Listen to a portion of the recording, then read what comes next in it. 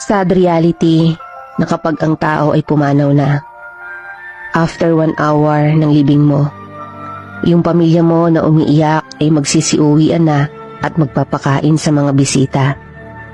After 2 hours, may mga ibang bisita na darating or magte-text at hihingi ng pasensya dahil hindi sila nakarating sa libing mo.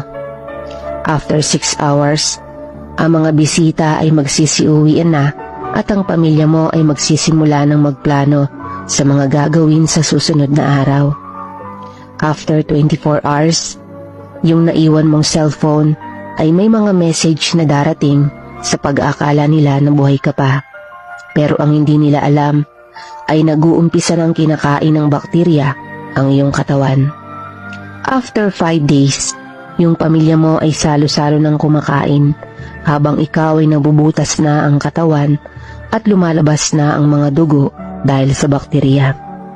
After 1 year, may mga tao na makikita ang mga larawan mo at may isip ka ng panandalian habang ikaw ay buto na sa loob ng iyong libingan. Real talk, lagi mong tandaan na napakaikli lang ng buhay sa mundo at madali ka ring makakalimutan ng tao. Kaya't marapat lang na huwag pairalin ang pagkalabis ng kagustuhan mo dito sa mundo.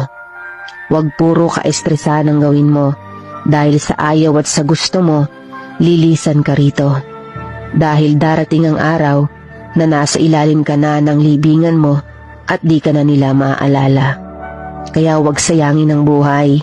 Piliin mong maging laging masaya habang nabubuhay ka.